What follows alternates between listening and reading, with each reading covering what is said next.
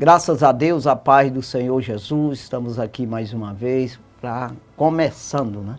Mais um programa, Jesus a Verdade que Liberta. Um programa que tem falado a verdade, a palavra de Deus genuína, verdadeira. Nós aqui não trazemos história, não, conversa fiada. Nós pregamos o Evangelho, né? Nós pregamos com simplicidade. Até mesmo se quisesse ser diferente, não dava, né? Porque nós não buscamos teologia, nós não buscamos filosofia. Nós não buscamos dificultar a coisa. Criar problema, obstáculo, burocratizar. Pelo contrário, desburocratizar. Nós procuramos fazer a coisa mais simples, porque o Evangelho é simples. Se você for ver os homens de Deus, inclusive o próprio Jesus, na terra, a simplicidade dele. Então o Evangelho é para os simples, não para os soberbos, para os altivos. Não. O Evangelho é para aquele que quer salvação, que tem um coração contrito, um coração quebrantado, que é pobre de espírito. O Evangelho é para esclarecer aquele que quer ser esclarecido. Então não é para contenda, nem para se gloriar, nem para criar confusão. Né? Não, o Evangelho é para salvação. Então todo aquele que se interessa, todo aquele que quer ouvir Deus falar, ele consegue ouvir. Mas aquele que ele quer, de alguma forma, ele quer ouvir homem falar, ainda que seja em o nome do Senhor Jesus, mas ele quer palavras bonitas, filosofia ou algum tipo de teatro, ele nunca vai ver Deus. Então você vê que os judeus na época de Jesus pediam milagres.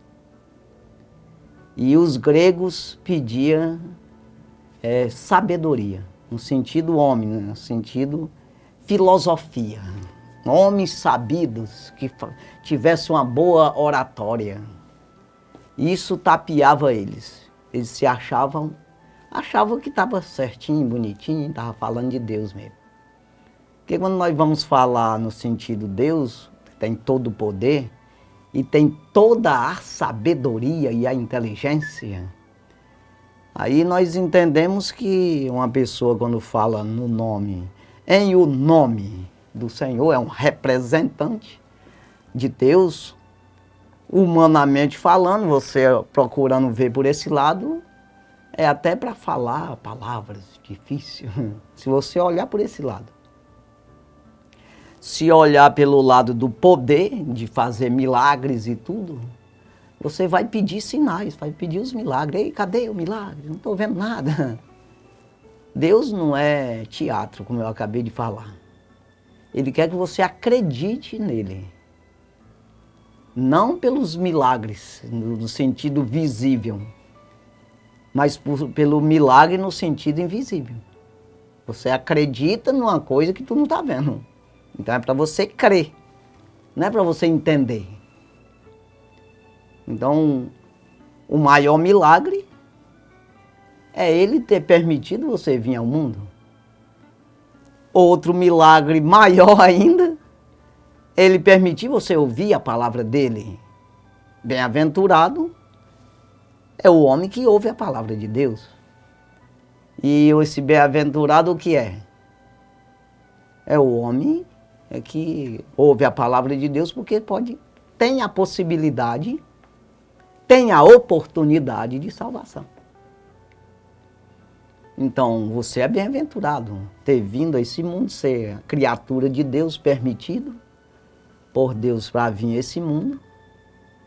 Criatura, foi criado para dar glória a Deus e você está ouvindo a palavra de Deus. Isso aí é milagre. E você é bem-aventurado quando dá ouvido, quando você verdadeiramente permite essa palavra conduzir tua vida. Então aí o milagre se conclui.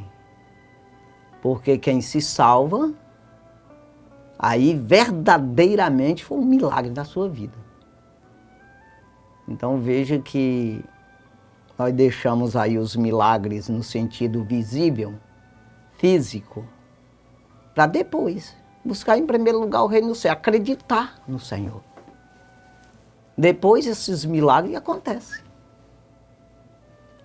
Quando um homem se arrepende dos seus pecados, há festa no céu, aí o milagre aconteceu.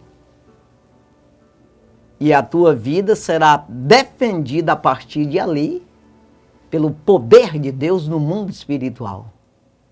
Aí isso é milagre, mas você não consegue ver a olho nu, no sentido físico, no sentido humano. Você não consegue ver isso. Mas isso é milagre grande, é o maior. É o principal, é o necessário. Então você nem dá muita glória a Deus. Sabe aquela coisa de você ter Deus na vida, ser um crente em Jesus Cristo, estar acreditando, e você começa a desvanecer, você começa a não valorizar. Eu vou te explicar isso no natural. Você conseguiu, trabalhou, fez uma casa, está morando na tua casa própria, mas você começa, o vizinho vem do lado, começa a fazer outra casa, é mais bonita do que a tua, mais confortável. Você começa a olhar para a do vizinho e você começa a ter uma espécie de inveja. Você começa a olhar mais para a do vizinho do que para a tua, desvalorizar a tua e valorizar a do vizinho. E não é para ser assim. É para você sempre valorizar o que você tem. Seja para os olhos dos outros, seja a pior. Mas você diz, eu tenho minha casinha. Você tem que ter prazer, irmão. E quando as coisas de Deus é assim, você diz, eu tenho Deus na vida. Pode não ter nada. Você tendo Deus, você tem tudo. E você precisa expor isso, você precisa verbalizar isso. Você precisa mostrar, externar. Mostrar para as pessoas que você tem prazer nisso, você tem alegria em ter a palavra de Deus, em ser um crente em Jesus Cristo. Então Deus vai ter prazer em você. E você vai ter alegria. Pode nunca ter muita coisa. No sentido objeto, no sentido de financeiro. Mas você vai ter alegria completa. Aquela alegria que um bilionário não tem. Se ele não tiver Deus, se ele tiver, ele pode ser bilionário também, tem ela. Mas ele, por causa do dinheiro, não faz ele ter essa alegria. Então, ainda que esteja doente, mas a alegria não sai. Chega a hora da morte, a alegria não vai embora. Ela faz é se externar cada vez mais. Sabe aquela coisa? Acaba morrendo e dando glória a Deus, cantando um hino. É isso aí. Coisa melhor que tem no mundo é ser crente em Jesus Cristo. Não é crente em homem, não. É crente na palavra de Deus, no Evangelho. Então é isso que nós pregamos aqui, essa simplicidade. Não é dinheiro, não é diplomas, falar bonito. Que adianta? Jesus, ele foi ao extremo, quando ele quis explicar isso aqui. Buscar em primeiro lugar o reino do céu, a sua justiça, as outras coisas é acrescentada, não é diminuir, é acrescentada. Acumular tesouro no céu, onde a traça não rói, o ferrugem não consome e o ladrão não mina nem rouba. Aí ele foi ainda adiante. E ele disse, que adianta o homem ganhar o mundo inteiro perdendo a sua alma? Você imaginou? Tem para onde, o que tu pensar, mas o mundo todo, não tem mais nada que tu conheça que podia possuir. Então ganhar o mundo inteiro, mas perde a alma. O que adianta, Jesus disse. E ele em seguida ele disse, o que tu tens para dar em troca da tua alma? Agora quando o homem tem, busca dele, no evangelho, nessa simplicidade, ele adquire a riqueza. O ouro provado no fogo. Ou seja, a aprovação do Senhor Jesus. E ele diz, guarda o que tu tens, para que ninguém tome a tua coroa. Mas é quando tem. Se você não buscar, você não tem. Se você não acreditar na palavra de Deus, pois você não tem a palavra de Deus. Acreditar no sentido obedecer. Pois você não tem. E vai viver de quê? É isso que é a pergunta de Jesus. Tu tem um mundo inteiro. Pode ser bilionário, trilionário. Ter lá o que tu pensar de ter. Mas que adianta se tu não tem a salvação da tua alma? O diabo te amassa por dentro. A tua alma e tu não pode fazer nada. Não pode comprar remédio. Não existe o remédio para curar ela se não for em Jesus. Porque o ladrão vem se não matar, roubar e destruir. Mas só quem pode dar descanso para a tua alma é o Senhor. Com essa simplicidade, aprendei de mim que sou manso e humilde de coração. Então essas são as palavras do Senhor. Dê uma olhada para os profetas, mas vamos olhar aqui para Jesus mesmo. O que Jesus era? Qual era a profissão dele? Ele era um cientista, um filósofo, sei lá, pensa numa coisa grande aí. Fazendeiro, pesado. Nada, carpinteiro. Carpinteirozinho, morava em Jerusalém, em Nazaré. Uma cidade que Natanael disse que de lá não podia sair nada que prestasse. Bem simplesinha. Uma cidade, eu acredito, de descrente, porque quando Natanael, o próprio Jesus disse que ele era crente, o próprio Jesus falou, isso é um verdadeiro israelita. Então ele falou, esse homem é crente. E Natanael disse, rapaz, de Nazaré não vem nada que preste. Então lá, com certeza, era uma bagunça terrível. Foi de lá que Jesus veio. Carpinteirozinho, todo simplesinho. Não passou pela escola de profeta. Não passou pela escola dos sacerdotes. Eita, aqui tem que ser da tribo de Levi. Se tiver uma unhazinha quebrada, já não pode ser sacerdote. Tu já pensou um negócio desse, meu irmão?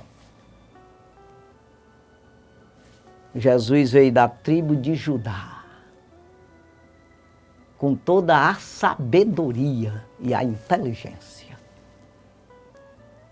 Mas pode colocar outros aí também. Os profetas, para você não dizer que eu estou falando só de Jesus, que é o próprio Deus na terra, mas fale de outros. Uma pessoa como Elias, que veio à terra estava, claro, foi uma criatura de Deus, um homem, sujeito às mesmas paixões que nós, do mesmo jeito, até é citado isso. Mas simples. Aí você pode dizer, o homem era rico. Então com quem ficou a fazenda dele? 3 anos e meio que ele ficou no deserto, escondido no mato. Então veja que é assim as coisas, irmão. Não adianta você querer achar que as coisas de Deus você vai encontrar nisso aí, nas coisas naturais. Você vai encontrar quando você acredita. Nascer de novo, senão não pode ver o reino. Então vou ler aqui a palavra de Deus, que encontramos em Lucas, o Evangelho segundo escreveu o Dr. Lucas.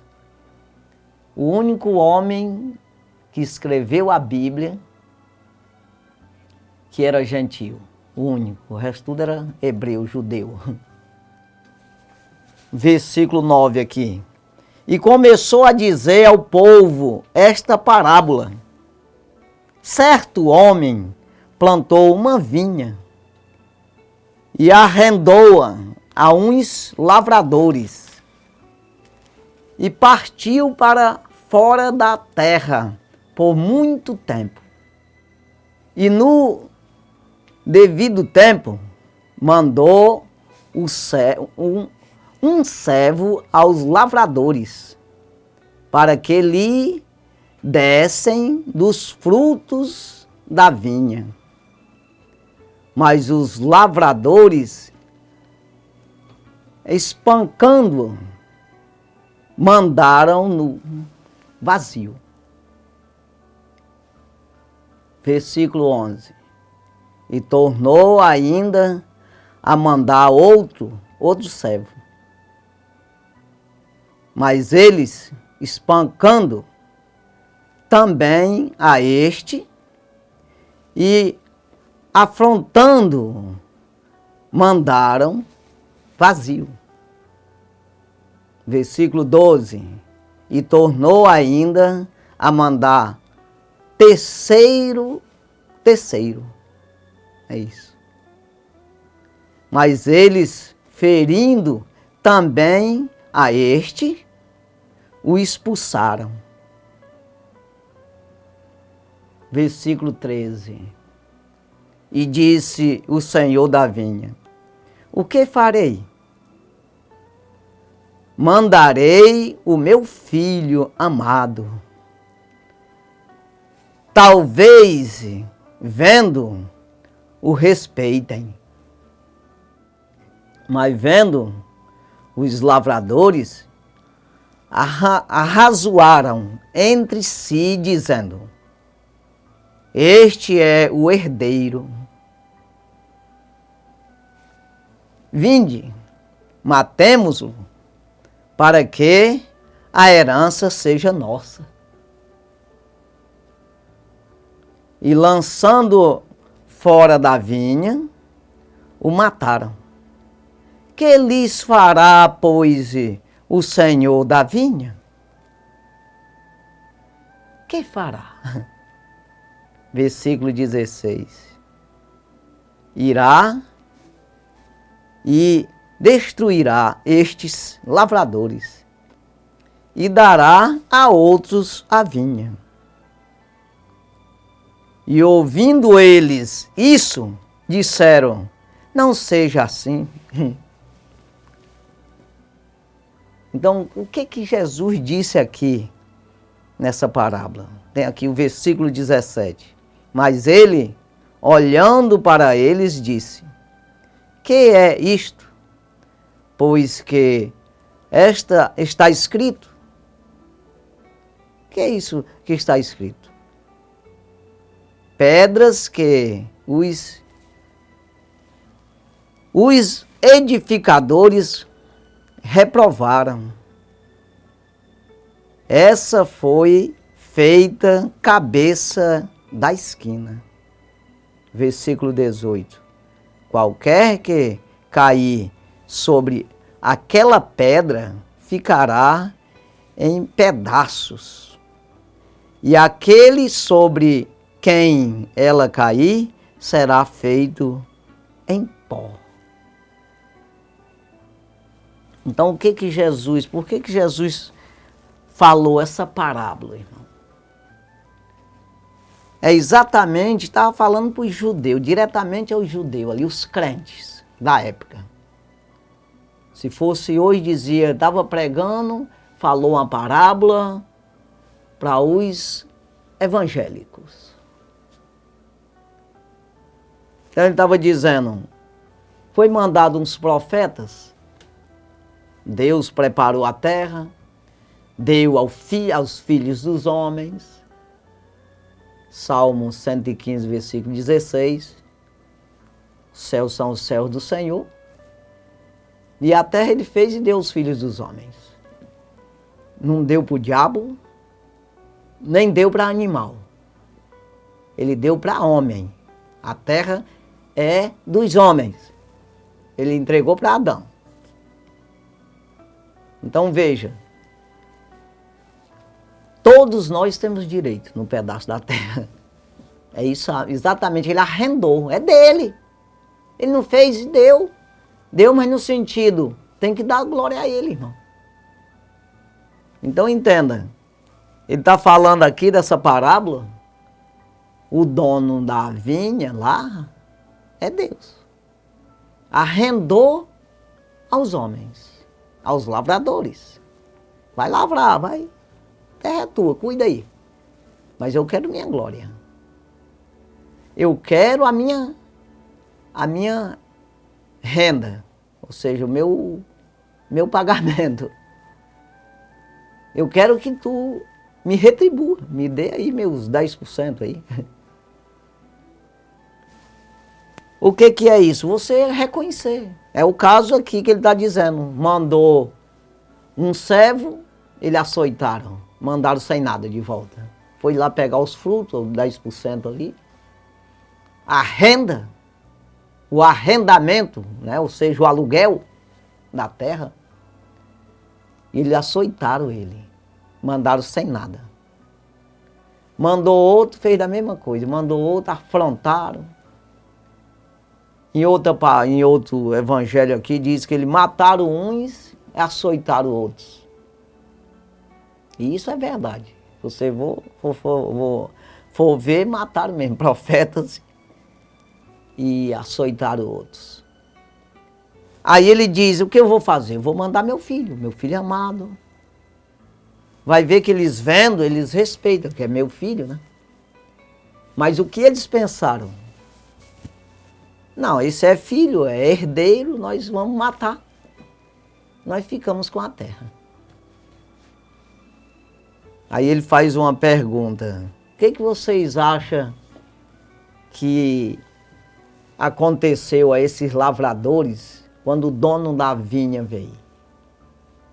Lançou eles fora e deu a terra aos outros, a outros lavradores. Então ele estava falando do judeu. E hoje é a mesma coisa. Eu posso falar daqueles que se diz ser crente, ser evangélico. Está com a oportunidade na mão? Aquele que diz que acredita, pois mostre isso. Externe isso. Se está dentro de ti o evangelho, como diz o apóstolo Paulo, em Romanos capítulo 10 e o versículo 10, com o coração se crê para a justiça e com a boca se faz confissão para a salvação. Se esse evangelho está dentro de ti, você acredita em espírito e em verdade, então externa isso pela boca, né? Então prove isso. Porque a gente vê as pessoas aí que diz que acredita no evangelho e persegue os homens de Deus. Falam mal, inventa história, diz coisas que jamais deveria ser dito das pessoas, julgando as pessoas sem saber nem o que está dizendo. Quando a pessoa não entende de uma coisa, é melhor, principalmente quando se trata de Deus. Se eu não entendo do assunto, é melhor ficar calado. Então hoje não é como eles faziam antes, que eles açoitavam mesmo, perseguia. Mas o pior perseguição, e sempre foi assim, nem só hoje, mas hoje é pior ainda, é distorcer o evangelho. É heresia. É você dizer que o certo está errado e você que está errado dizendo que está certo. É isso aí que é o pior de todos os tempos. Paulo foi muito perseguido nesse sentido. Então hoje não pode mais fazer como fazia com Paulo, ou outros profetas aí, o Jeremias, açoitavam. Não pode fazer dessa forma porque existe uma lei de homem que serve para os homens de Deus também. Que não pode fazer isso, mas perseguir no sentido de levantar falsos testemunhos, tem demais, irmão. Os lobos, como disse Jesus, eu mandarei vocês como ovelhas no meio de lobos. Então pessoas que deveriam às vezes até defender, que é dizendo ser evangélico, ser crente, ele persegue os crentes. Porque ele é um lobo, ele diz que é uma ovelha, mas ele está no meio das ovelhas, mas é um lobo. Ele é mentiroso, ele é herege. Prega heresias, distorcendo o evangelho. Então são essas pessoas aqui, que na época de Jesus ele falava essas parábolas, eles entendiam bem direitinho. Sabia que Jesus estava falando era com eles. Mataram o filho, antes de matar ele estava dizendo que ia matar mesmo. Ele mesmo pregando que eles iam matar ele. Vou mandar meu filho, eles vão respeitar. Mas que nada. Eles disseram, não, esse é herdeiro. Esse aqui, se nós matar, nós fica com a terra.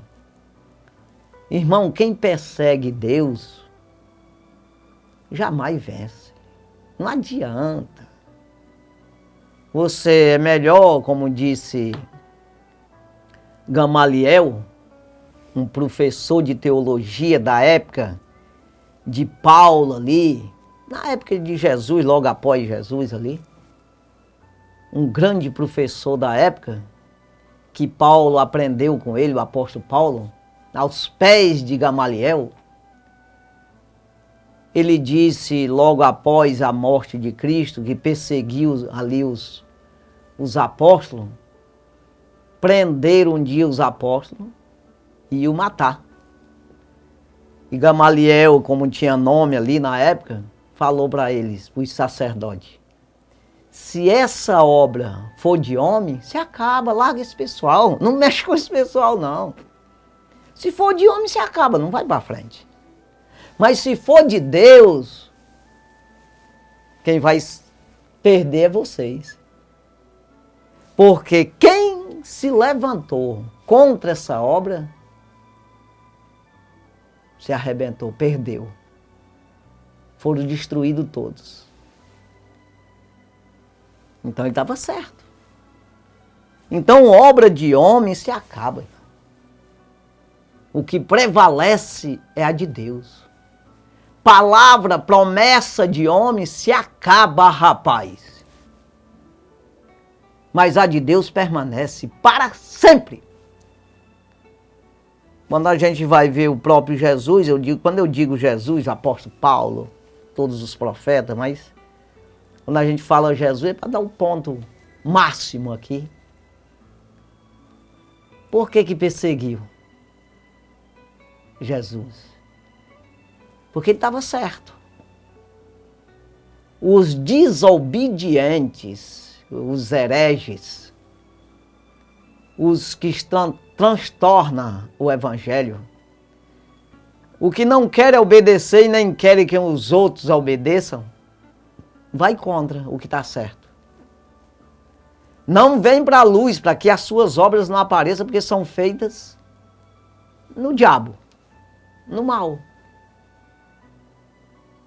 em homem, em diabólico ou humano, mas em Deus não é. Mas quem é da verdade, disse Jesus, vem para a luz, porque as suas obras são feitas em Deus, na palavra. Então Jesus disse, o que acontece com vocês? Mata o filho. Aí quando vim Deus, porque Jesus ele veio como filho, ele veio como ali para convencer, ele veio ali para defender, para resgatar, como homem. Ele venceu o pecado na carne.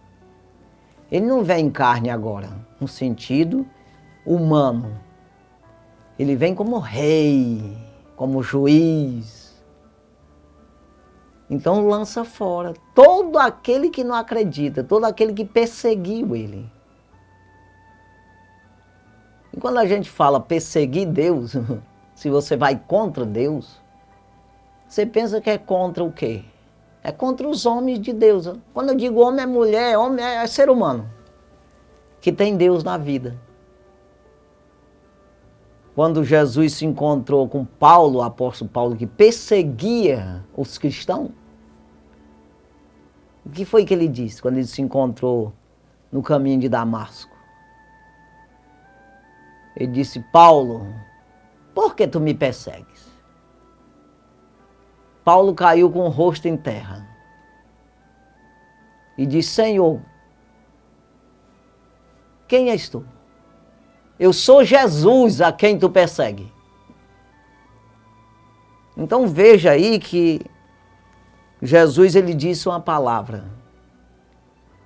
Se o mundo vos aborrece, antes de aborrecer vocês, aborreceu a mim. Porque se o homem de Deus, a mulher de Deus, o ser humano que está do lado de Deus, que acredita na palavra de Deus, que é um crente em Jesus Cristo, ele anda nessa palavra acreditando, Jesus é com ele, com essa pessoa. Se você está contra essa pessoa, antes dessa pessoa descobrir que você está contra ele, contra ela, Jesus já sabe que você está contra. E você não vai vencer. O salário do pecado é a morte. Você não pode estar do lado do diabo, irmão. No exército do cão. Você precisa, para o seu bem, você precisa estar do lado de Jesus. Se você não entende isso, cala a boca, rapaz.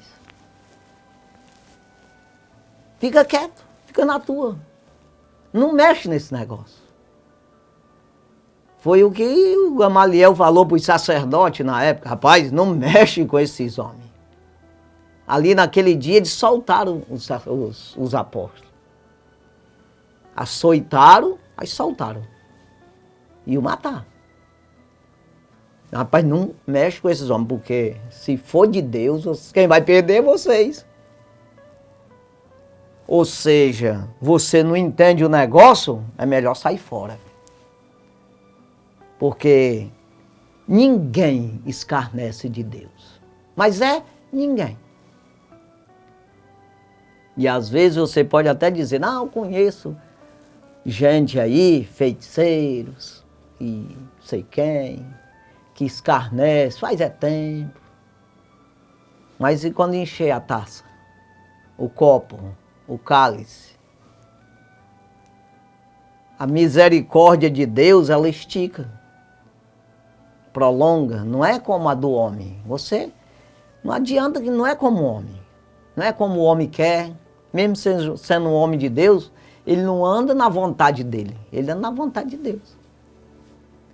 Você vê que o próprio Jesus, como homem, já falei, ele estava aqui como homem para resgatar a humanidade, como homem, como carne.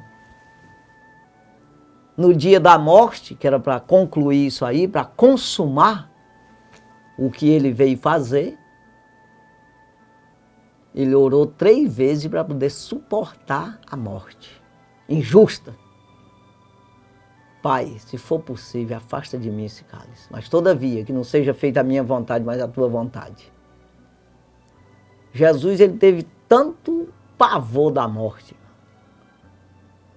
porque os nossos pecados davam sobre ele. O pecado traz um medo, um pavor na alma da pessoa. A minha alma está profundamente angustiada até a morte, ele falou. Então ele recebeu nossos pecados. E ele temeu a morte. Mas traz esse medo, mas ele se sujeitou. Orou e suportou a morte. Mas ele quis? Não. Ele comemorou o dia. Eita, é hoje. Não. Pelo contrário, ele lamentou. Todos nós passamos por isso aí. Mas quando você busca em Deus, você se sujeita. Aí o que eu quero dizer? Estava certo os que mataram ele?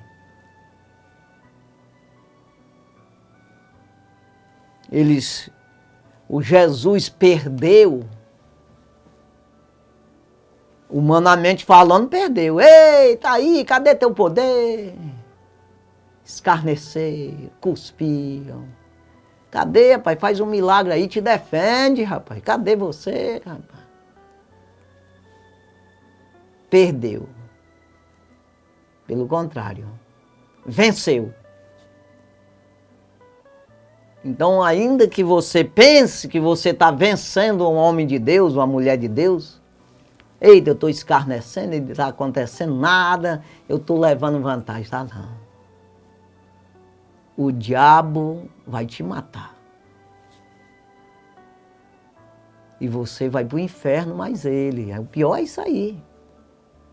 Matar é exatamente isso, não é só matar o corpo físico, não, que ele matou até o de Jesus e o meu também vai matar. Agora eu quero saber a alma.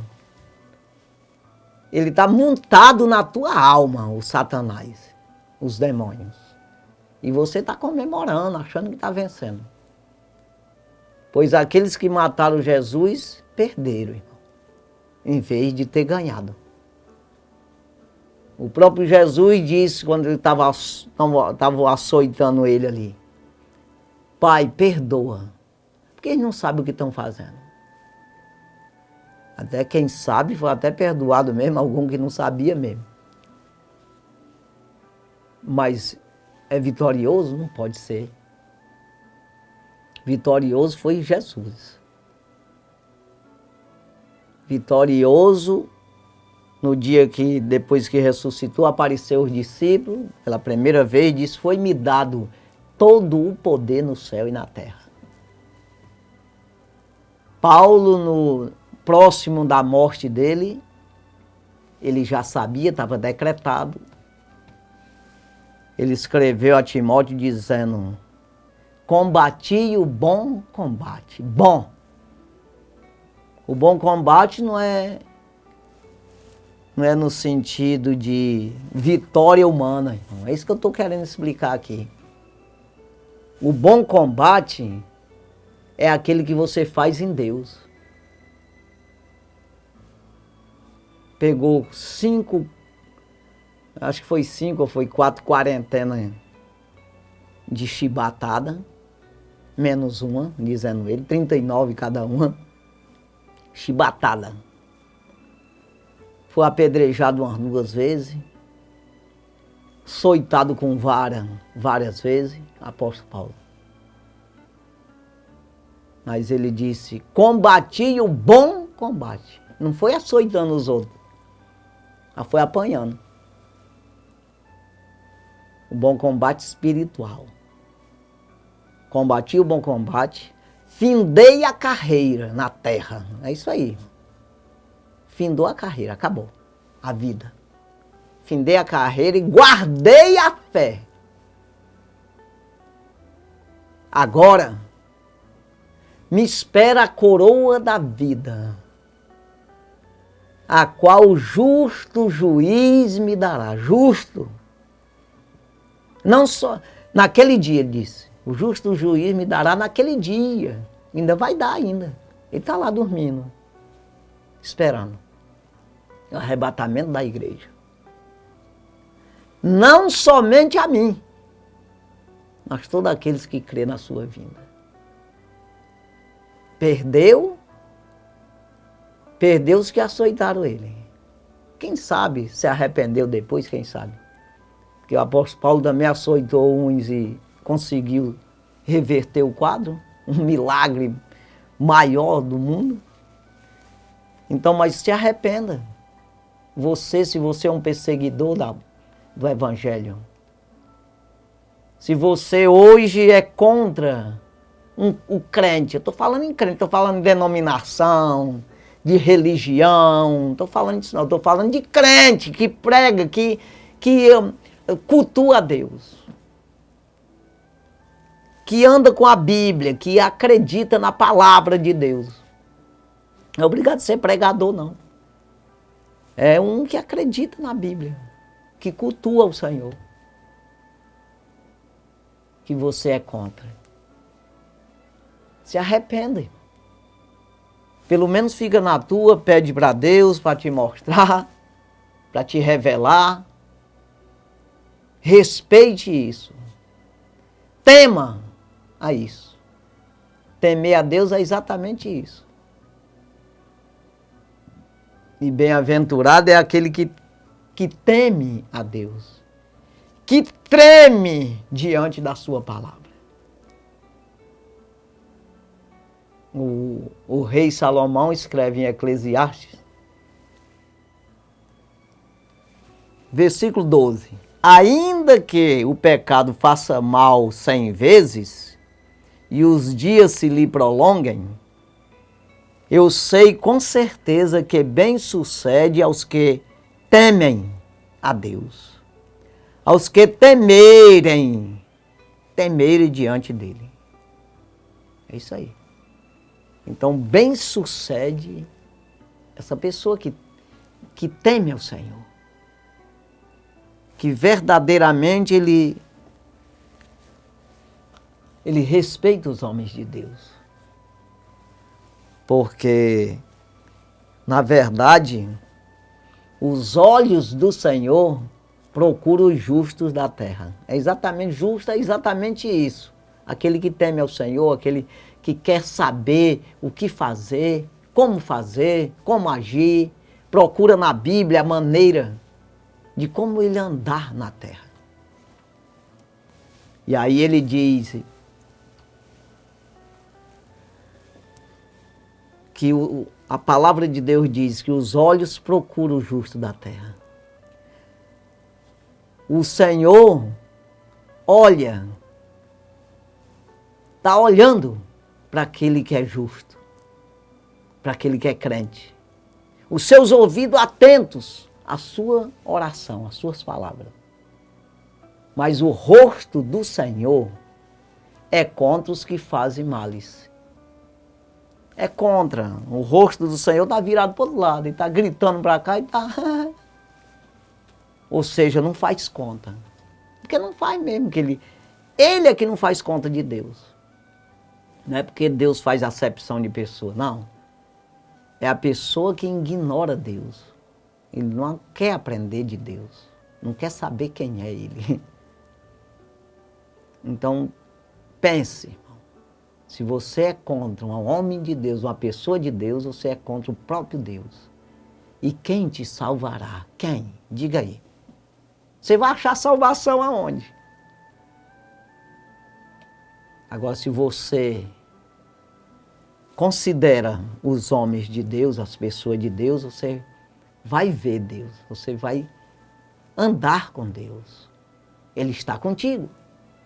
Acredite. Na hora que tu clamar na angústia, Ele está contigo, de certeza. Acredite nisso.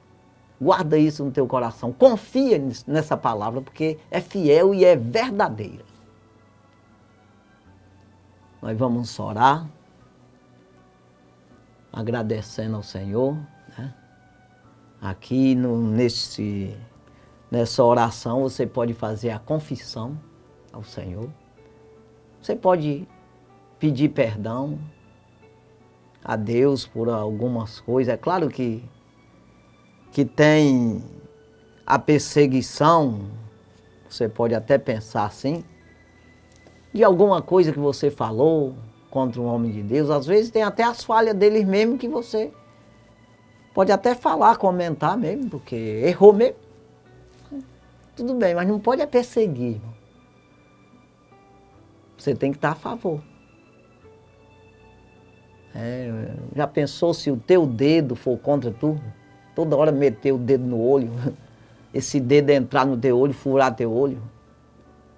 Então o corpo de Cristo não é para se ferir ele mesmo. Se você quer fazer parte do corpo de Cristo, você tem que ser um defensor do corpo. Defensor, em todos os sentidos. O maribondo vem, tu taca o dedo nele para defender, para não pegar ferrada no corpo. O pecado é uma doença terrível, irmão. É como um veneno, uma cobra, um maribondo, uma abelha, tropeço, tudo enquanto é ruim, coisas ruins. Ferramenta contra esse corpo, para cortar esse corpo. Corpo de Cristo. E você é para defender. Os membros do corpo de Cristo é para defender o corpo. Você não pode aceitar, achar que você é um membro de Cristo se você está decepando esse corpo. Tem gente que está dentro da congregação, da denominação, que a gente tem que falar assim, que falar igreja. Quando fala igreja, é a igreja de Cristo, né? É o corpo. Mas tem gente que está dentro de uma denominação, dentro de uma casa, que a gente chama de igreja, e ele pensa que faz parte da igreja. E ele está maltratando os membros. Ele é um perseguidor, é um escarnecedor da obra. Ou seja, é o pessoal trabalhando e ele derrubando a construção. E ele não se toca nisso. É melhor cair fora, se aquietar. Te embola para um cantinho, te acoca lá debaixo da moita, fica quieto lá. É muito melhor para ti do que tu tá no meio desse negócio derrubando, espetando o corpo de Cristo. Tá entendendo? Não vai levar vantagem. Parece que vai. Eita! Tô indo pro inferno, né? Tá indo pro inferno. Complicado, irmão. E às vezes para voltar, para reverter esse quadro, fica muito mais difícil. Porque você está persistindo em criar uma igreja que seja igual aos teus pensamentos. É igual o Satanás, ele, vou criar um reino. Criou nada, nem vai criar, não adianta. Você quer dar uma dominação do meu jeito, mas vai para o inferno, que adianta? Não adianta, irmão. Eu sou pastor, rapaz, aí para o inferno. Não adianta nada, não. Eu quero ser o porteiro, quero ser um membro, apenas um membro, sentadinho no banco lá, quietinho. Mas ser crente, ajudar, orar pelo corpo de Cristo, para a edificação do ministério, para o crescimento do corpo de Cristo. E o que é edificação? Almas e almas, ganhando almas. Olha como é que vai ganhar almas um iníquo, um herege.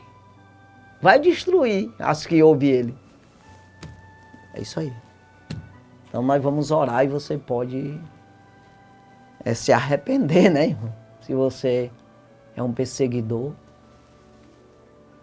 você fala mal, te arrepende e aceita Jesus como Salvador. Santo e maravilhoso Deus, obrigado, Jesus, por essa oportunidade de estar aqui mais uma vez, pregando a Tua palavra. Pai, que o Senhor possa, meu Deus, se aproximar dessa pessoa. Ou bem melhor dizendo, essa pessoa possa se aproximar do Senhor, acreditando, crendo na palavra, querendo verdadeiramente ser absolvido pelo Teu poder, pela Tua graça, acreditando no Evangelho, nos conselhos, na exortação, na doutrina do Senhor. Ajuda, Pai, abrindo a mente, o entendimento, esclarecendo, meu Deus, essas pessoas, que se ele for contra o Senhor, quem então o defenderá? Abre a mente e faz compreender. Abençoa, Pai, todo aquele que está enfermo, que o Senhor possa, meu Senhor, quebrar esse mal, desfazer todas essas enfermidades, essas dores, essa tristeza. Meu Deus, tudo isso, essa decepção que essa pessoa está passando por esse momento difícil, que o diabo tem criado essa situação na vida dela, que seja desfeito nesse momento, para a glória do teu nome. Nós unimos a fé aqui, usamos o poder que há na tua palavra a favor dessa pessoa e repreendemos esse mal. É no nome do Senhor Jesus Cristo que nós repreendemos. Sai todo o mal da vida dessa pessoa, que esse demônio tem criado essa situação. Sai da vida dela e não volta nunca mais.